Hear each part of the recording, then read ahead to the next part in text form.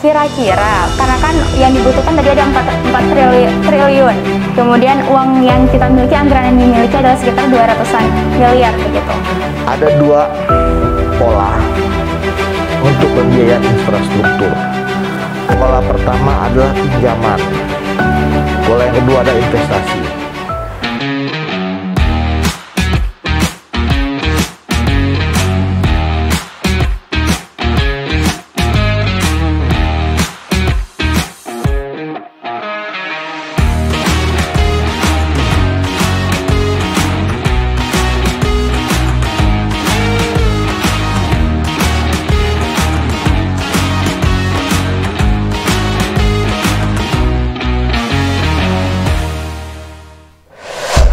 Warahmatullahi wabarakatuh. Kembali lagi bersama saya Anissa Hidayati di Bicara Fakta, menyajikan data, mengeja logika.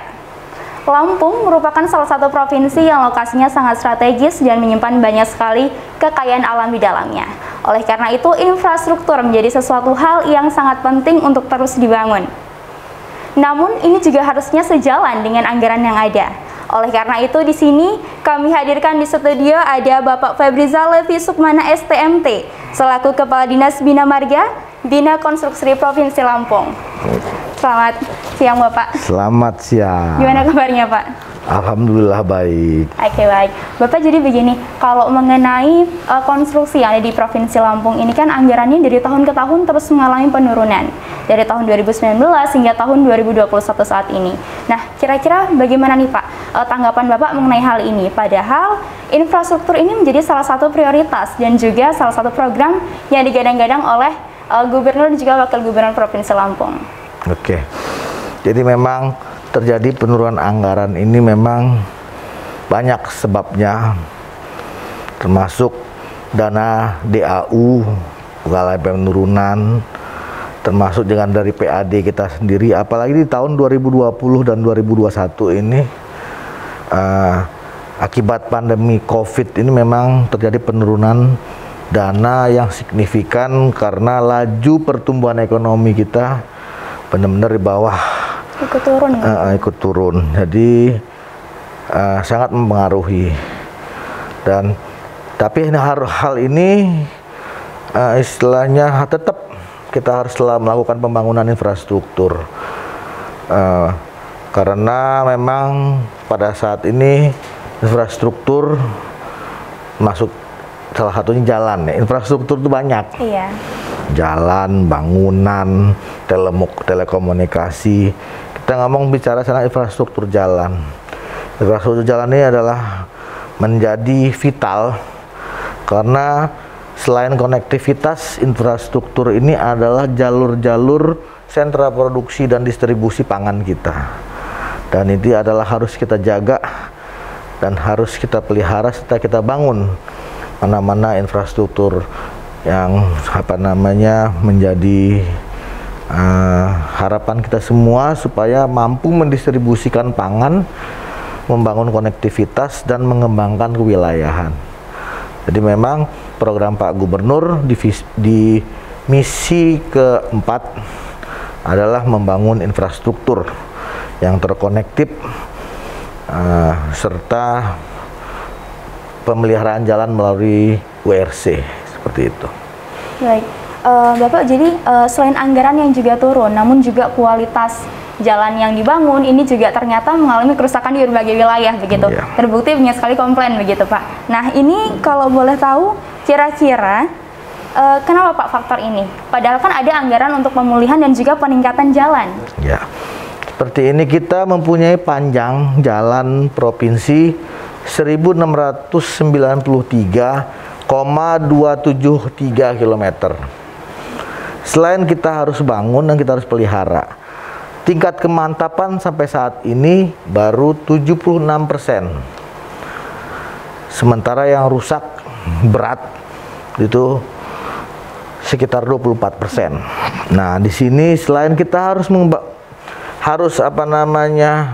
memperbaiki yang rusak berat, kita juga harus memelihara yang ada. Iya. Sementara degradasi jalan itu kalau sedang dipakai, degradasinya 5-10%. Jadi kalau kita punya anggaran cuma bisa bangun 10% panjang jalan, ya degradasinya 10%, dia sebegitu-gitu aja. Itu yang menjadi apa namanya kendala kita, masalah anggaran. Untuk memelihara rutin dan memelihara berkala untuk mempertahankan kemantapan jalan, namanya sering dipakai. Kemudian apa namanya faktor cuaca, dan saya akui memang satu lagi faktor apa namanya perencanaannya sendiri. Kita kadang-kadang entah di mana-mana ya, entah jalan nasional, jalan kabupaten, jalan itu kan ada jalan, bahu jalan, dan drainase jalan. Kadang-kadang kita lupa sama drainase jalannya. Mikir-mikir panjang dibangun, tiba-tiba drainase nggak dibangun. Musuh hot mix itu adalah air. Nah, di situ ke depan kita akan merubah strategi perencanaannya. Ada jalan, ada bahu jalan, dan harus ada drainase jalan.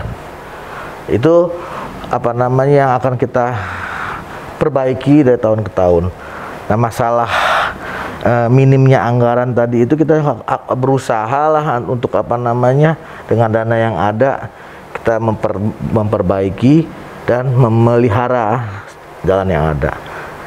Karena untuk anggaran total perhitungannya supaya jalan di Lampung ini bagus. Itu perlu sekitar 4 triliun. 4 triliun yang dibangun dalam waktu 1 tahun. Itu baru bagus semua. Kemantapannya juga belum 100, masih 90%. Itu. Cuman ya itu target maksimalnya.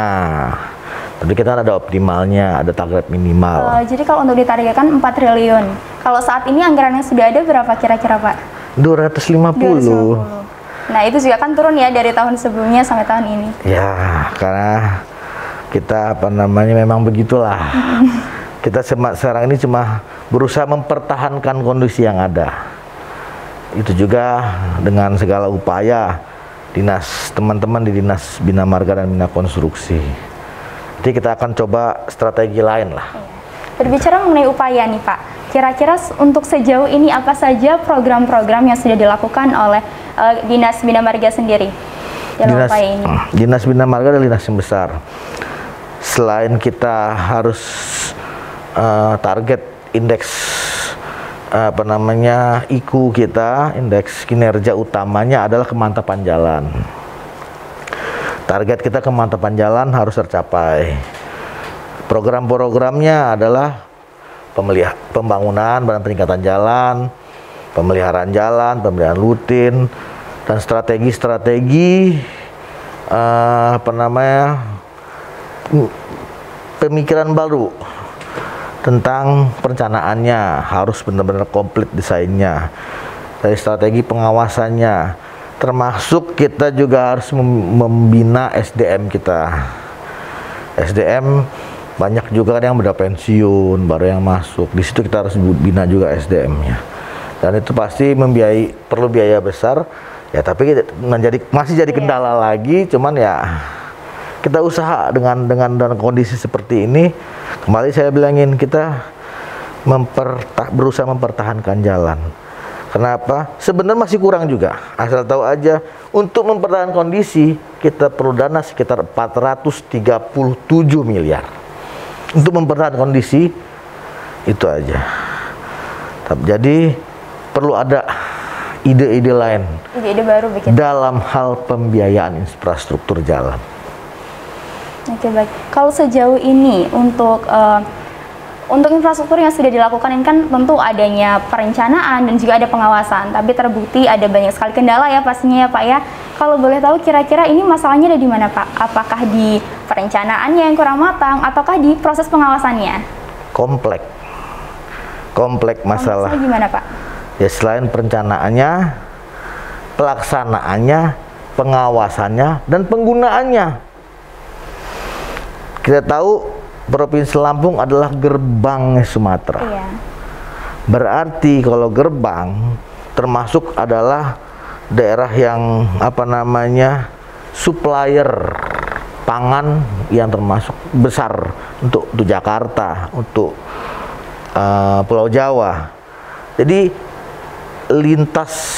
lalu lintas kendaraan yang keluar masuk Provinsi Lampung ini besar, baik dari untuk mobil-mobil truk untuk logistik, untuk pangan, dan disitulah kadang-kadang makanya jalan di Provinsi Lampung ini cepat rusak. Yeah. Yang kedua dari segi perencanaannya sendiri, ya saya bilang tadi kadang-kadang kita lupa dari panjang efektif, lupa ada drainasenya, itu yang akan kita ubah. Yang ketiga dari segi pelaksanaannya sendiri, kadang-kadang juga pelaksananya rekanan ini kadang-kadang juga kurang paham tekniknya seperti apa. Kemudian dari pengawasan sendiri kadang-kadang cuman yang ngawas memang dia datang di lapangan, cuman kadang-kadang kurang paham. Nah di sini perlu, makanya saya bilang itu kompleks, makanya kita semua harus bersama-sama memperdalam lagi tekniknya, teknis pembangunan, teknis pemeliharaan jalan, butuh pelaku-pelaku langsung, yaitu masyarakat juga ikut membantu lah, nyetop tuh mobil-mobil yang odol itu tuh, odol. Nah itu kan muatannya berlebihan. Nah itu dari kita harus ada dinas perhubungan juga yang ikut membantu kita. Dan itu juga dari masyarakat sendiri lah, ada di stop tuh mobil-mobil muatan yang besar-besar itu kan ngerusak jalan sendiri. Nah itu jadi banyak penyebabnya, jangan semua ditimpakan ke kita gitu. Ya, jadi semuanya nanti kita harus, ya disinilah kita gunanya namanya sinergi. Ya gitu. Namun sejauh ini apakah sudah ada bentuk kerjasama dengan pihak lain ataupun oknum lain atau masyarakat terjun langsung ke masyarakat atau gimana sih Pak? Ini Bina Marga ini bukan dinas secara sama, kita dinas teknis, kita yang melaksanakan. Tapi nanti kedepannya akan kita buatlah pola-pola pelatihan, pola-pola pendidikan untuk masyarakat dengan pola padat karya atau pemberdayaan masyarakat. Nah ini lagi musim nih itu, jadi masyarakat ikut membantu dinas Bina Marga, terutama di UPTD, ikut dalam program-program padat karya. Jadi sekali kita mendidik mereka untuk gini loh caranya gali jalan yang benar, gini loh cara matching jalan yang benar. Nanti kita lakukan program-program pelatihan melalui itu bina konstruksinya, itu dinas Bina Marga dan bina konstruksi. Kemudian juga kerjasama sama perhubungan dengan kepolisian kita udah menjalin, termasuk dengan kewenangan jalan negara, ke balai, jalan kabupaten, kita buat koordinasi semua. Karena saya juga udah ngomong ke teman-teman di dinas perhubungan untuk mengaktifkan lagi namanya forum lalu lintas. Ini forum yang mengintegrasi antara semua kepentingan pengguna jalan, dari kepolisian, dari perhubungan, Bina Marga, dan lain-lain. Semua oknum gitu? Iya, tapi ini pernah ada itu forum itu, cuman kadang-kadang macet. Nah itu kenapa tuh Pak? Karena konsep untuk membuat suatu forum itu apa? Konsep ini harus kita pelajarin, harus kita desain jadi efektifnya. Nah, nanti ya setelah tugas yang ini saya tugas yang lain lagi. Tugas yang sekarang ini adalah bagaimana caranya mendapat inovasi pembiayaan infrastruktur itu. Lebih ke pembiayaan ya untuk sekarang. Nah, ini pembiayaannya dulu. Yang jadi prioritas utama begitu. Ya. Nah, kalau ngomongin soal pembiayaan nih Pak, kira-kira karena kan yang dibutuhkan tadi ada 4 triliun. Kemudian uang yang kita miliki, anggaran yang dimiliki adalah sekitar 200-an miliar begitu. Ini apakah melakukan pinjaman ataukah seperti apa nih Pak? Gini, ada 2 pola untuk pembiayaan infrastruktur. Pola pertama adalah pinjaman, bisa dari SMI, bisa dari sindikasi bank. Pola yang kedua ada investasi. Polanya cuma satu, namanya KPBU, kerjasama pemerintah dengan badan usaha. Nah, dua pola ini kita coba. Kita mengajukan pinjaman pen, kita mengajukan mulai mencoba-coba ke sindikasi bank. Kita juga mulai melakukan beberapa dialog dengan calon-calon investor yang kemarin udah itu. Kita menawarkan ini rencana induk, ini rencana pokok, mana yang mau dibangun silahkan, itu ke pola-pola KPBU. Sedang semua dalam proses. Kita ngelihat juga mempertimbangkan kemampuan finansial. Yang pasti kita harus mempertimbangkan kemampuan finansial daerah. Karena kalau kita ngutang nggak sanggup bayar, bahaya.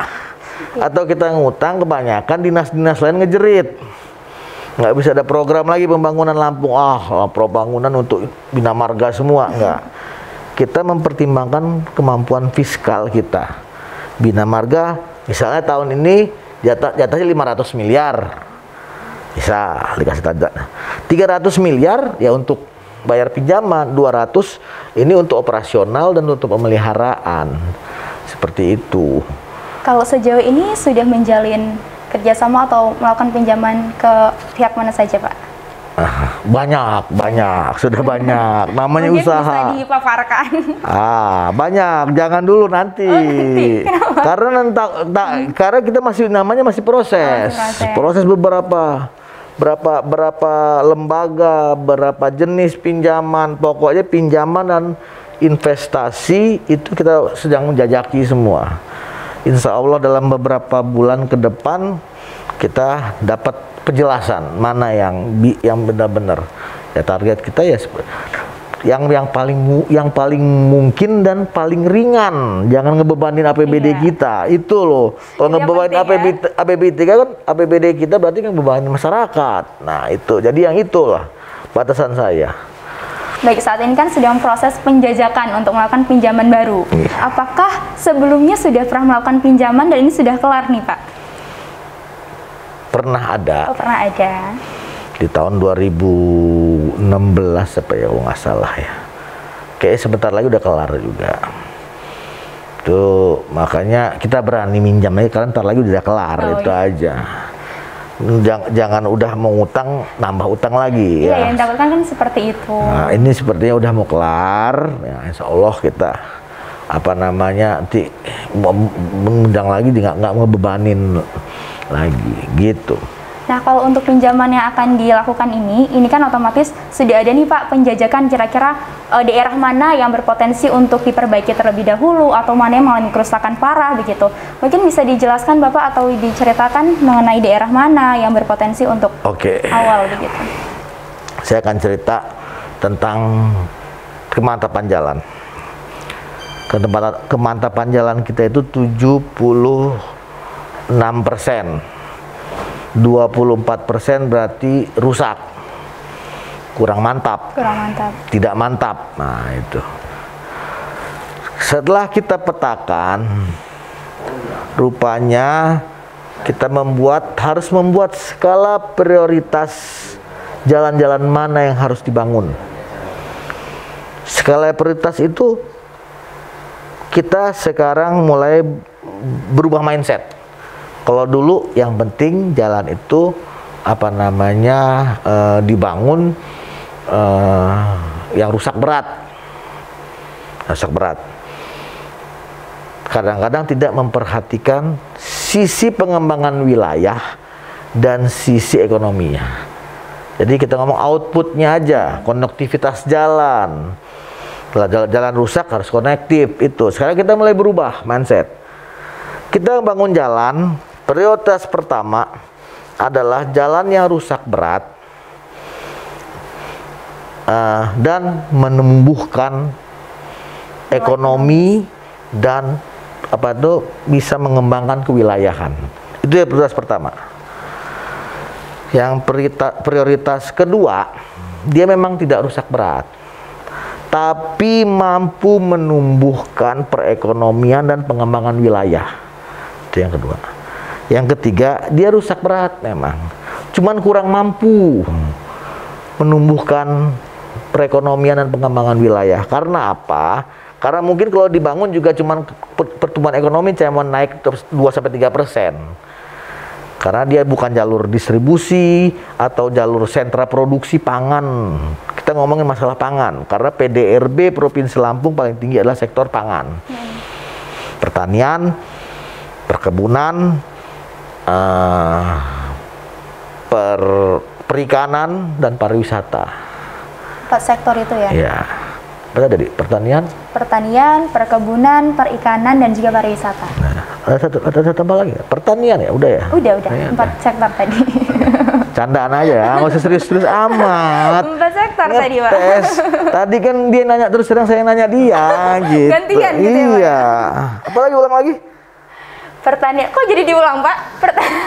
Ya supaya kita orang Lampung ini paham kalau kita ini sektor kita ini pertanian, perkebunan, perikanan, dan pariwisata. Itu yang harus kita kembangkan. Dari situ banyak apa namanya turunannya. Bisa jadi petani milenial harapan Pak Gub. Iya. Perikanan kita bagus. Di Pasena, Bratasena, tambak-tambak, lobster kan. Itu perkebunan banyak kita. Nah, disinilah kita harus bangga sama provinsi kita. Jadi bisa banyak apa namanya yang bisa dikerjakan di provinsi. Dan nanti pariwisata. Tuh, jadi sektor itu yang akan kita dukung. Jadi itulah prioritasnya. Dan dari prioritas 3 tadi itu 4, Pak. Enggak. Yang mana? Prioritas jalan. Oh, prioritas jalan. Yang pertama, rusak berat dan mampu menumbuhkan ekonomi dan kewilayahan. Yang kedua, tidak terlalu rusak, cuman mampu menumbuhkan ekonomi dan pengembangan wilayah. Yang ketiga, rusak berat tapi kurang. Nah, kalau yang keempat ini, ya dia memang harus pemeliharaan rutin dan berkala. Banyak yang rusak, yang wilayah-wilayah itu, yang prioritas-prioritas ini ada di Lampung sebelah utara, bukan Lampung Utara ya, Lampung sebelah utara. Kalau di peta Lampung, Kuai Kanan, Tulang Bawang Barat, Lampung Utara sendiri.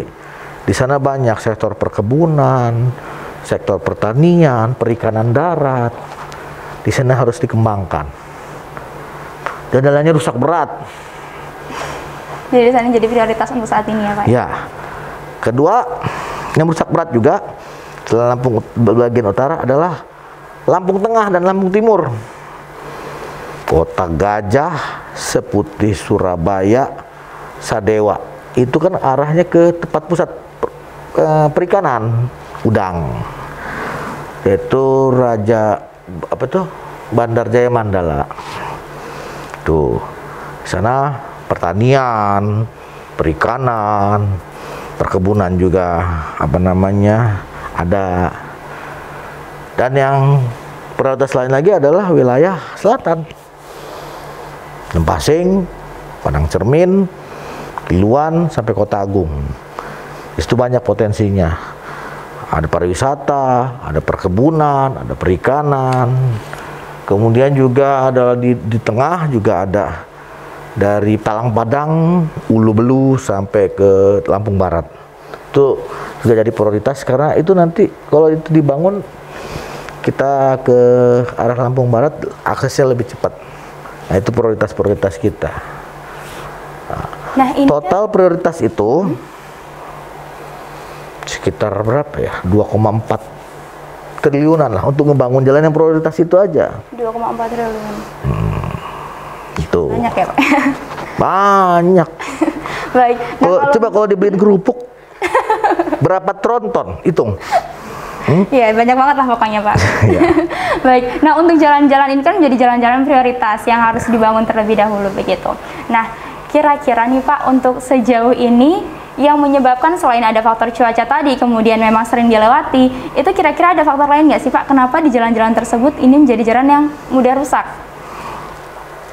Ya tadi pertama adalah iklim, yang kedua memang pelaksanaan sendiri, yaitu dari perencanaannya lupa, kadang-kadang harus dibuat drainase, kadang-kadang juga dibuat drainase nggak nyambung, ya kan? Jadi kita memang harus strict, harus keras masalah perencanaan sekarang ini. Kemudian masalah pelaksanaan juga.